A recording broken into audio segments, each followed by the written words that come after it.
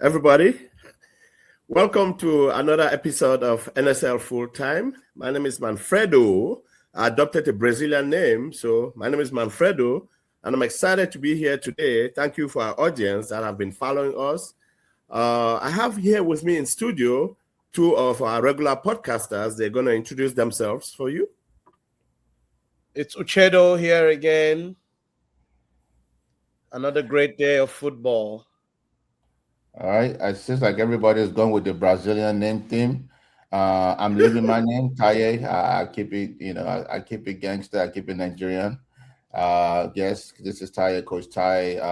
As you can see, I'm not in my regular office today. I'm actually in Dallas, Texas at the MLS Fest, supporting this United. So what if we say Tayeño? Tayeyo? No, I like Taiye better. I'll keep it. Tayeño. Oh, I'll make it easy. But I didn't, just for the record though, I didn't change my name. My name naturally came a little Brazilian. Uche. Oh, excuse us. Excuse us. Okay. I thought it was a Brazilian thing we do today. Yes. Like I said, I'm in Texas, Dallas, Texas at the MLS Fest. It's been great. I love it. I've watched over 7 games in 2 days. DMV is well represented here. I've watched a couple games for Bethesda, Baltimore Armor, Arlington, of course, DC United. I have 3 age groups, U15, U16, and U18s here. They're doing well. Like I said, DMV is well represented. Shout out to the DMV culture. I love it. I love what MLS and US Soccer has put together here. You have over 2, maybe 4,000 players here. Wow. Different teams from all over the United States, from Texas to California, Colorado, even Montreal from Canada. Youth soccer. A shout out to all the parents that made all the sacrifice for their kids to come out here, pay their fees, travel down here to support their kids. I love it. I love what US Soccer is doing. I know the new thing now is for every social media football influencers to bash US Soccer. About development and how US Soccer is not doing the right thing by the kids. But they're the same people that will say, MLS, US Soccer is all about pay to play. But they will tell you, follow my link below, for me to teach you how your kids can develop and all that kind of stuff. You are bashing the pay-to-play system, but at the same time, you are wanting other parents to pay you. So I don't know. I get frustrated. I hate it. I'm not saying US Soccer is perfect. I'm not saying the development of football is perfect. Yes, it is pay-to-play to a certain extent until you make it to the MLS Academy. But it's like that worldwide. The whole world is like that. Even you go to England, go to France, go to Germany, grassroots is not free. You have to earn the right to pay to play. So I don't know why the bashing of US and MLS soccer is out there. And it's a big thing for everybody to do now. Mr. Manfred, what's your opinion about soccer development in America? You have a kid that plays. I hear you, and I'm not against player development. My thing is, remember during the California gold rush, when gold was discovered in California, everybody from around the world navigated to the US to try to get a piece of this gold rush. I feel like it has come to the attention of soccer people, football people, sports lovers, that there's a lot of money in youth soccer. And United States is almost like the melting pot of making money while coaching or participating in US soccer. You have all the soccer moms and maybe soccer dads and mini events and tournaments, love tournaments, right?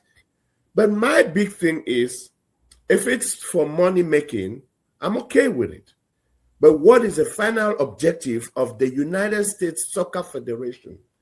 Can the United States win a World Cup with the way the football is being managed in the United States?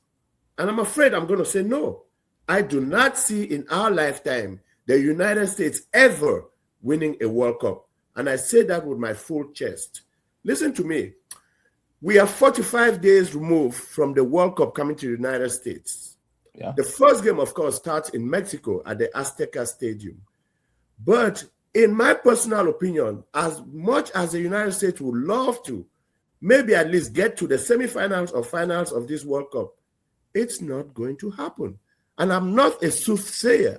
I'm just saying the way the soccer is structured, I have a big problem against it. I don't know. I would like to hear what Oga Uche has to say about football in the United States. Well, I think football in the United States is growing. It's it's a lot better than what it used to be. Back in the days, even in the early 2000s. Now, a lot of kids, that were born here in America, even immigrant kids, they're playing the game. And also, you have to understand, I mean, the U.S., I had hoped this World Cup, the U.S. the United States team was going to be a little better because, I mean, traditionally, hosting the World Cup, the host nations, there's pressure on the host nation. They have the pressure, but at the same time, it favors them. Like I remember, was it Japan, Korea, 2002? Korea made it to the semifinal. South Korea, as a host nation. So we I'd expected that from them, but looking at the U.S. national team right now, I don't see them going, too far in the World Cup. But in terms of player development, I think now one thing you also have to understand is, America is a country of, immigrants. So, a lot of talents are coming into the country. If you watch MLS in the early 2000s to the mid 2000s, compared to now, the league is more skilled. It's getting better. I think. I mean, I wouldn't go as far as saying in our lifetime. I mean, I hope to live maybe another 50 years. Yeah, So I think the US will pull it off, and they're putting in a lot of work, a lot of money. It's you have soccer facilities being built everywhere all around the country. These all accounts for the developmental aspect of the game, and I think the game is growing. It's not easy. There's a reason why only 8 teams have won the World Cup since 1930 that the World Cup started. It's not that easy. We have go ahead, Oga Taiye. Okay, let's look at England for example. They said that they claim they invented the game. That's where the game started. They have only one World Cup. One. Spain, on the other hand, I keep saying it. I'm a big Spanish football fan. Spain has just one World Cup, and in exception of that World Cup, they've been poor in virtually all the World Cups that they've participated in. So it's not that easy, and I think U.S. soccer is on the right path. So do you think? I agree with you, Uche. Right? I disagree with you, Manfred. Manfredo. I'm sorry, Manfredo today. I disagree with you 100%. I think in the next 20 years, U.S. will be probably the 9th country to win the World Cup. Honestly, I can confidently say, right? I've been part of this soccer system since high school. I've been in America since around 92, and the growth that I've seen till now is tremendous, right? When I came in, there were no soccer-specific fields. There's soccer-specific field now in every corner, right? Like Uche said, there's a lot of facilities that's being built. In the early 2000s, there was no American players playing in Europe, I remember the last time U.S. hosted World Cup in 94. Think about it. Those were college players. They were not professionals. Alexi Lalas and those guys, I don't think they were playing professional in Europe. Now, almost, I would say 80 to 70%, maybe 70 to 80% of the players that are going to play in the World Cup this year for America all play in Europe. Pulisic, McKinnon, Ricardo Papi, I can give you names. So Junior, all those guys that play. Yeah, they're playing top clubs in Europe, right? So you have to give credit to the growth. And then Uche mentioned something, right? America it's a melting pot of the global world, right? I'm not American, but my kids grew up here. They were born here, grew up here, and one of them is already playing in Europe already at 19, right? And he's on the U.S. He played on the U.S. U17, U20, right? Hopefully we'll make it to the next Olympics. Thank you. You know, and after the Olympics, in the next 4 to 8 years, he should be on the first team. You know, so the second one is on his way there. He just came back from South Vigo training, and I see that all around. So I've seen the growth. The growth is tremendous. I will not say US will never win a World Cup, because I see growth. I see progress. Is it perfect? No. Right? Is he pay to pay? Yes. America is a capitalistic society. All sports. Think about it. Even look at right where you hit the nail on the head. Yeah, And that's what America I'm willing to is come a in. capitalistic society. Look at basketball. Basketball has changed. The best players in the world, Allen Iverson, all those guys used to come from the hood. Now, half of NBA is European players. And the ones that are American came through the AAU system where the parents have to pay. Same thing with NFL. Every, top 100 player coming out of high school play in very high level clubs. America is a capitalistic society. So that aspect of it will always be there. That's why a lot of people are coming here and try to say, okay, how can they get a piece of the pie? Unfortunately, the regime that runs America right now is not helping the World Cup, because the World Cup is priced out.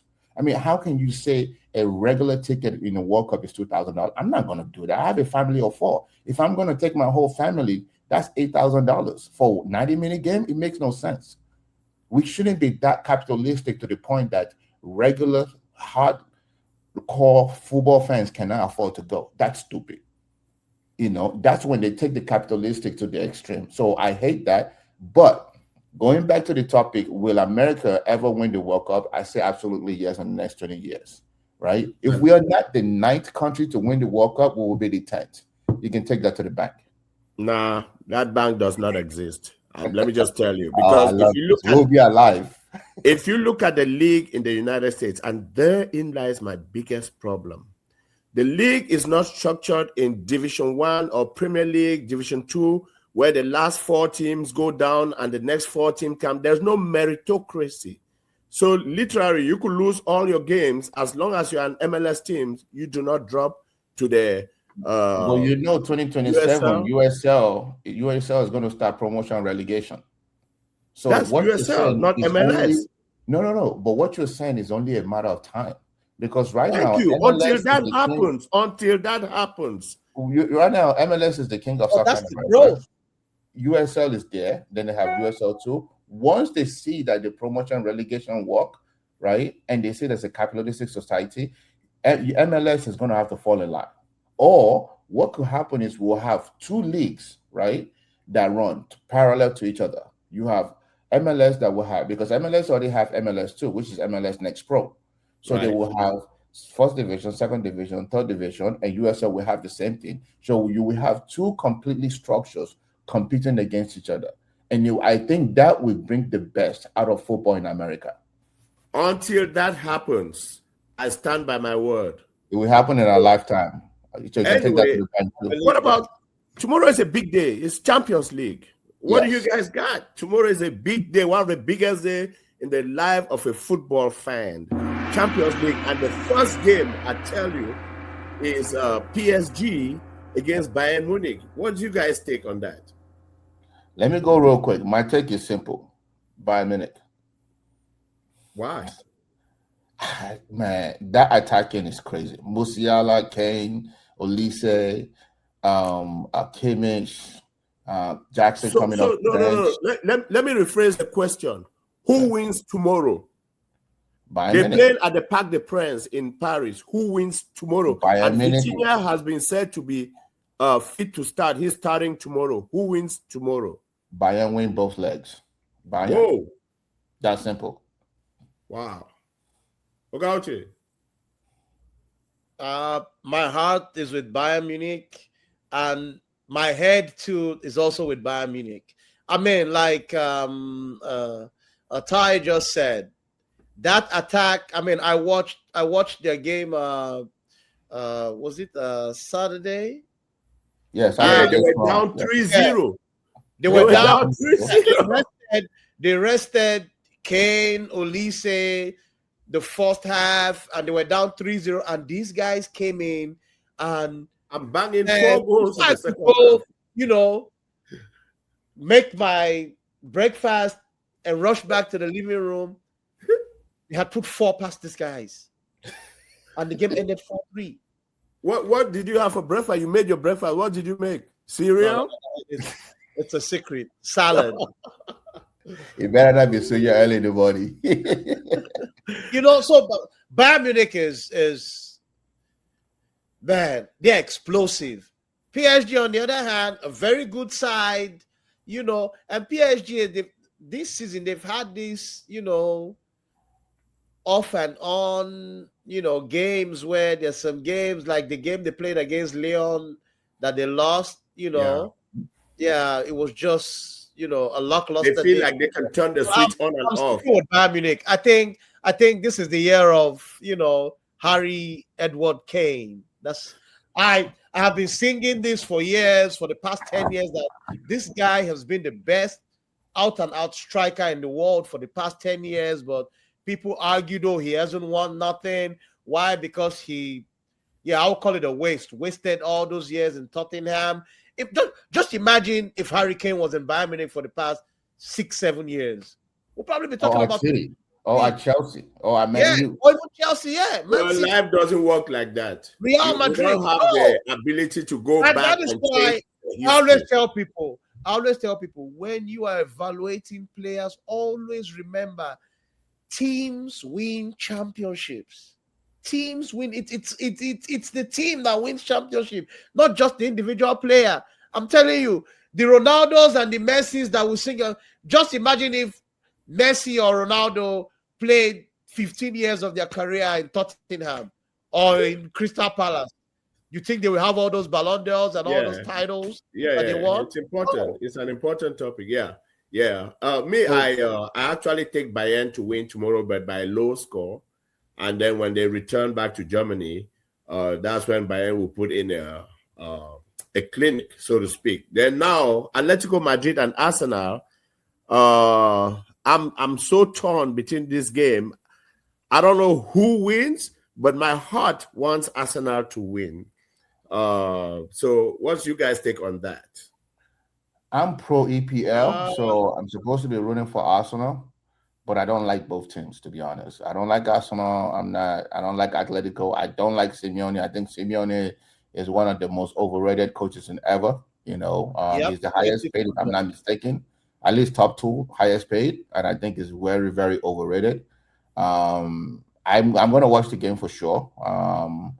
I don't really care, but if I have to pick one, I would pick Atletico to win this week because they're home, just because they're home. I'm hoping Arsenal wins or it's a tie. It's probably going to be a tie, to be honest. Probably like a 2-2 tie. But the first game is played at the Riyadh Stadium in Spain. Yeah, so that's why I said this week I'm picking Atletico because they're home. That's my pick this week. Is that a tie or Atletico winning? Uche?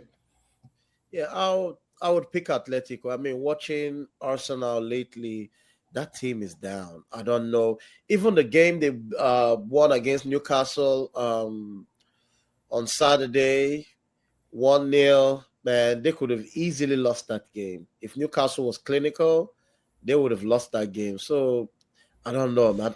I don't know what happened to Arsenal. Honestly, the Arsenal that started, the beginning of the season, it's a total different Arsenal that we'll see. So I'll pick, Atletico Madrid. So interesting that way where both of you are maybe you picked Atletico. Oga Taiye, you pick who? Arsenal? No, Atletico at home. Atletico. So both of you picking Atletico. I would say I'm going to pick Arsenal, and there's a reason for that. Unbeknownst to most, Arsenal is in 2 fronts. They can still win the EPL, and they have an opportunity. Once you're in the semifinals, you do have a fair opportunity to win the Champions League.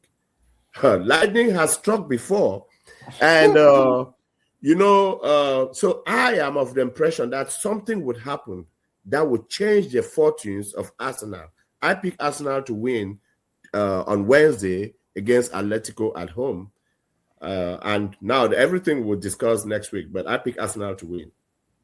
All right, well, we'll see. We will cover it. So before we go into NSL and other topics, I just wanted to remind everybody, Please follow, like, subscribe if you're enjoying what you're seeing. This is what keeps us going. This will help the channel to grow for sure. Don't forget to like, subscribe, and follow us on NSL events on all social media. Thank you. Thank you. Hey, NSL, here we are. The name of the show is NSL FullTime. So yesterday was an interesting game in the Nigerian Soccer League. For one of the rare times I can remember, I saw a league where the speed of play was so fast. One of the Bendel players, Adebayo, said, just watching from outside, that he does not see himself this season getting in the field in NSL. He's going to play the over 40. Boy, I tell you, if you've not been attending the games, I mean, we have some of the scores that come up, but there was a banger of a game. You know, Opopo versus OGB was fire. And if you remember, last week, OGB had beaten Eastern United 10-1. Yeah. And Opopo is a defending champion. So that game started like fire. Score, I score. You score, I score. Until the last minute, non-stop. The game ended up 3 goals on either side. But I saw a lot of talent. Man, you need to come and watch. There's a player in the Opopo defense called Mike. I think he's an ex-pro. His ability to read the game and stop counter-attacks was like as if he was still playing at the pro level. And then now you talk about OGB. Everybody there is young. I look at this like you have Spanish kids, you have Caucasian kids, African kids. The ball is moving left and right.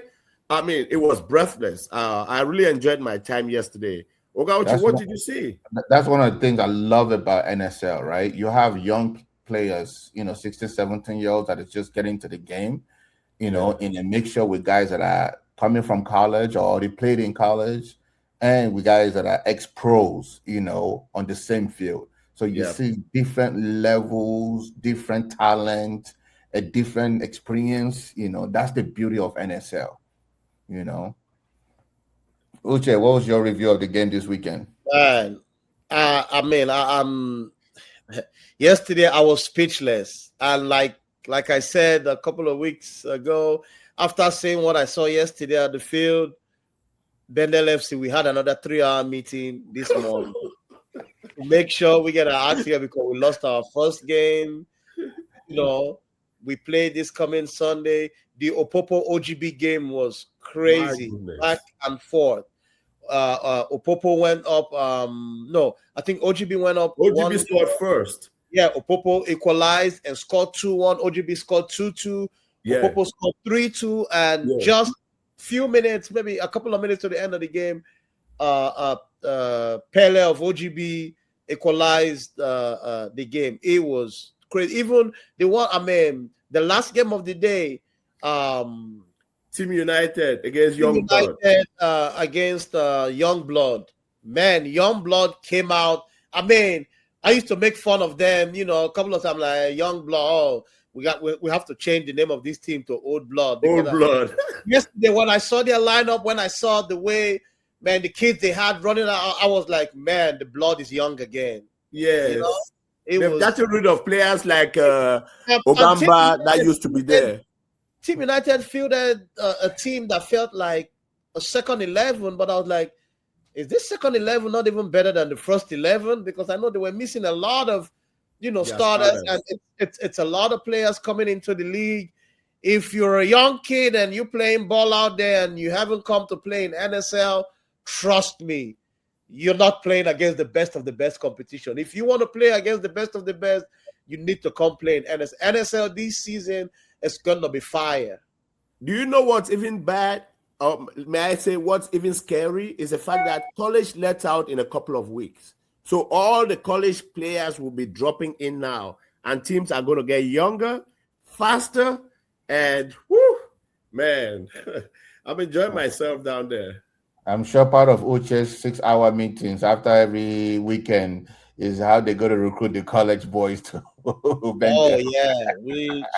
They're already making the phone calls and talking, bringing in even ex-pros from in and out of the country. Yeah, that's how. I'm so impressed with the Senegalese team. They were there early enough. About 30, 40 minutes before their start time. They were there fully dressed. They had about a 19-man squad. I'm like, wow. So, the turnout is really looking good. And playing under the lights, man. Yeah, I'll be there this weekend. I can't wait. I'm looking forward to it. And I'll probably come with a scout, a professional scout, because I want to get more eyes on our league. It's yet to confirm that it will be there, but he said if it's not traveling, it will come with me, to kind of see what we're doing, what we're cooking up in NSL. So I can't wait for this weekend's game. That's very impressive. Yeah. So what do we do with the biggest team in the history of football, club football, Real Madrid? Over the past 2 years, they have gone trophyless again. They have navigated between coaches. And I'm a Barcelona fan, although I'm wearing a PSG logo here. But this weekend, Real Madrid had an opportunity to at least try to salvage a trophy, and they tied the game, which they had no business tying. And at the end of the game, at least 4 or 5 players were on the ground, realizing the reality that had just hit them. So I'm not here to make fun of Real Madrid. I do not have that ability as a Barcelona fan, because I give them their flowers. I respect them. But something has to change in Real Madrid over the past 2 years, going trophyless, bringing in Kylian Mbappé, changing coaches, trying to find a winning formula. What is the solution to this problem, Oga Uche?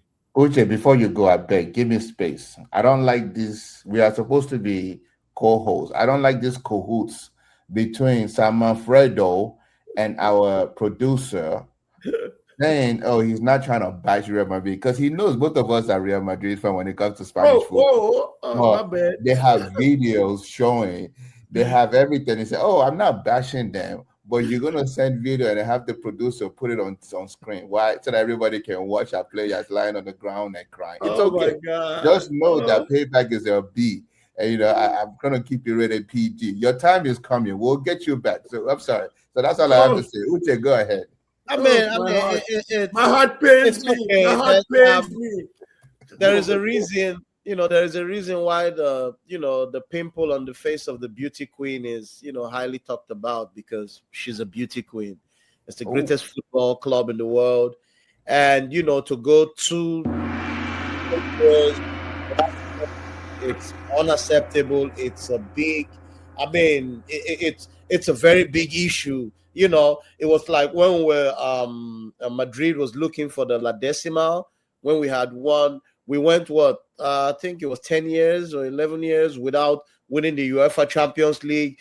Every year we got knocked out. It was the biggest news in football. Yep. Not throwing shade at Barcelona. It's 11 years of nothing, no European title. Everyone normal, But for Madrid, I think honestly it's not working. I don't know if a coach that with a high level of discipline can come and fix things. So definitely some players need to go. A couple need to come in. We don't have a very good ball playing midfielder. I think that's what we're missing. The defense. And the team too in the past 2 years has been, hit hard by injuries, especially in the defense. I don't think we've had, a back four that has played consistently for 10 games straight in the past 2 years. Think, to me, other than the defense, Courtois not being there, it's a huge problem. Yeah, but we cannot always. Courtois, we had a season where we won trophies. We even won the Champions League, and it was all about Courtois. We cannot always rely on the goalkeeper to be the best player, on the team. And in every game, you can go, but so far, doing that. But I think, something drastically has to change. 2 years. I know Florentino Perez will be furious right now. There were rumors that the Champions League game lost against Bayern. He came into the dressing room and told not a rumor, it's a fact. He went in there and he told to leave and bashed the other player. And they showed up against Betis on the weekend and still played lackluster, in my own opinion. I don't know. There's something wrong. Some people are saying, the core of these players are uncoachable. I don't know. We're hearing rumors of Jose Mourinho. I've always been a fan of Mourinho. I'm not.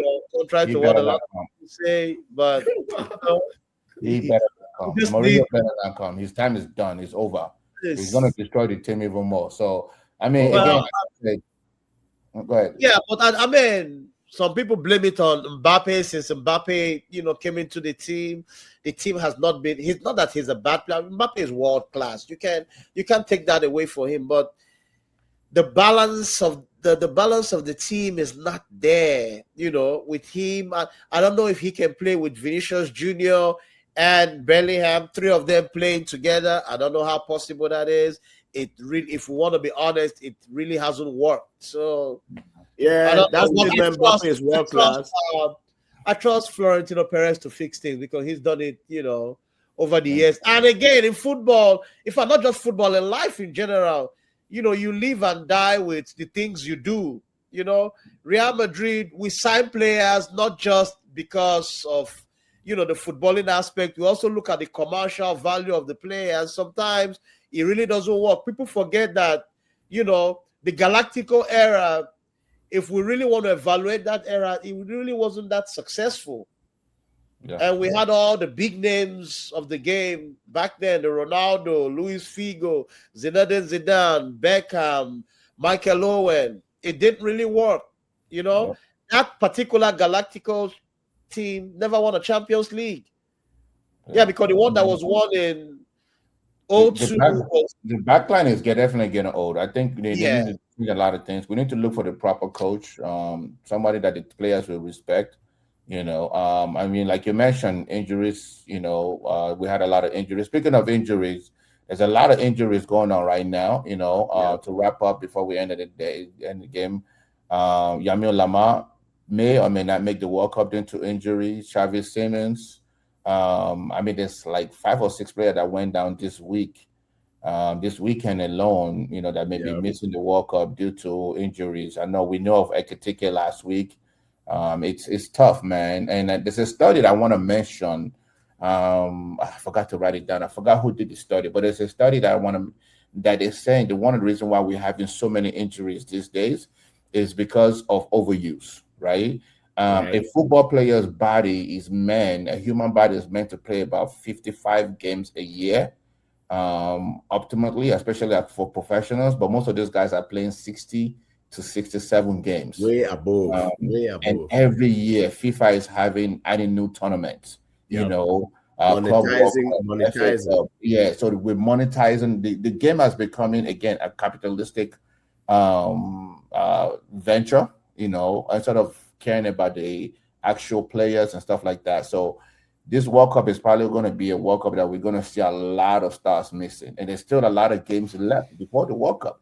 Like you said earlier, we have 45 days left before the World Cup. 45 days, before the kickoff. 5 days. We still have Champions League semifinals, Champions League final, and a lot of teams are trying to finish their league, in the winning. So I'm praying and hoping there's no more big injuries to any big player that's going to the World Cup, So it's becoming really, really ridiculous. I understand injuries give opportunity to other players, but something has got to be done after this World Cup going forward to keep these players to about 60 games a year. Yeah, what we're not saying is the fact that closing topic of the day, anyways. Yeah, what we're not saying is the fact that the players still get paid a whole lot more over the past 10 years because of all this number of games. So while FIFA is eating, so are the players. But I'd rather have less games and a bit less zeros, but have a player safety. I think it's been a great show. I'm looking forward to the next episode. Please don't forget to like and subscribe as we check off. All right. Thank you, guys.